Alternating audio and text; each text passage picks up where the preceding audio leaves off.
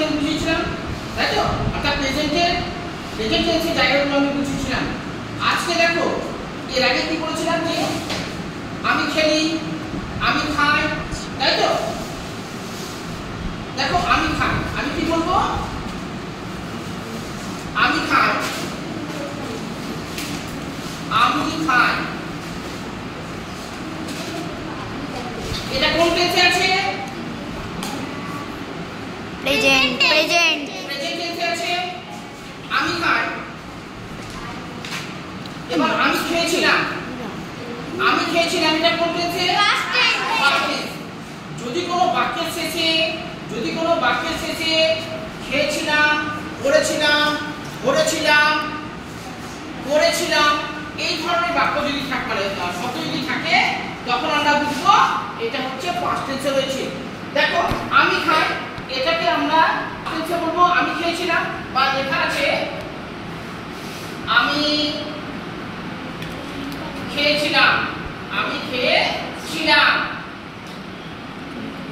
খেয়েছিলাম, দেখো কিছুক্ষণ আগে আমি তোমাদের বললাম যদি কোনো বাক্যের শেষে খেয়েছিলাম, পড়েছিলাম, বলেছিলাম, চলেছিলাম, ধরেছিলাম, উড়িয়েছিলাম এই ধরনের শব্দ যদি থাকে, তখন বুঝবো এটা হচ্ছে আমাদের পাস্ট টেন্সে রয়েছে।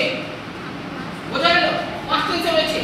পাস্ট টেন্সে বলার জন্য যেমন প্রেজেন্ট টেন্সে একটা তোমাদের নিয়ম বলেছিলাম, পাস্ট টেন্সেরও একটা নিয়ম আছে। প্রথমে আমরা কি বসাবো?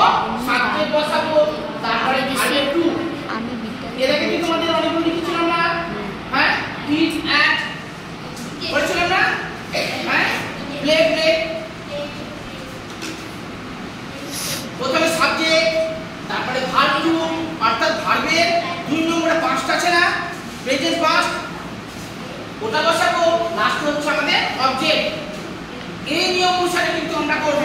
বোঝা গেল? এই নিয়ম অনুসারে আমি খেয়েছিলাম, এখানে সাবজেক্ট কোনটা? আই। আর খেয়েছিলাম এটা কি? ভার্ব। খেয়েছিলাম হচ্ছে ভার্ব। ইট মানে খাওয়া।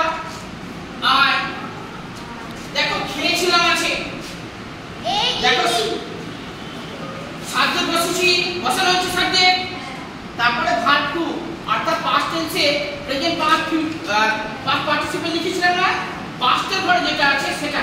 পাস্টের ঘরে কি লেখা ছিল? এক লেখা ছিল এ-টি-ই, তাই তো? আমি খেয়েছিলাম। বোঝা গেছে? এইভাবে করে আমাদের কিন্তু করতে হবে।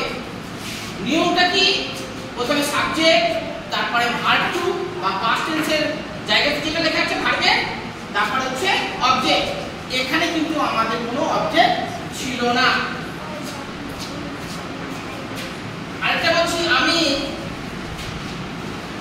হাতে লেখা বোঝা যাচ্ছে তো? ভাত খেয়েছিলাম, আমি ভাত খেয়েছিলাম। এখানে লাস্টে কি আছে? আমি ভাত খেয়েছিলাম, এই বাক্যের শেষে কি আছে? ভার্ব আছে। আমাদের বাংলাতে মানে বাক্যের শেষে হচ্ছে ভার্ব থাকে। খেয়েছিলাম, এই খেয়েছিলাম দেখে আমরা বুঝতে পারছি যে এটা কাজটা শেষ হয়ে গেছে। খেয়েছিলাম, আমিটা কি এখানে? সাবজেক্ট। শর্মিষ্ঠা, আমিটা কি? সাবজেক্ট। খেয়েছিলামটা কি? ভার্ব। সেওসি, ভাতটা কি এখানে? গুড। তাহলে এটা হচ্ছে সাবজেক্ট, এটা ভার্ব, আর এটা হচ্ছে অবজেক্ট। বোঝা গেছে? এবার আমরা ওই নিয়ম অনুসারে এখানে বসিয়ে দেব। যেহেতু এটা আমরা বুঝতে পারছি আমি ভাত খেয়েছিলাম, এটা পাস্ট টেন্সে রয়েছে। পাস্ট টেন্সের ক্ষেত্রে কোন নিয়ম আমরা ব্যবহার করব? সাবজেক্ট, ভি2 অর্থাৎ পাস্ট টেন্সে যেটা রয়েছে ভার্বের, আর অবজেক্ট। প্রথমে সাবজেক্ট বসালাম আই, ভার্বের টু কি আছে? খেয়েছিলাম, অর্থাৎ রাইস। রাইস।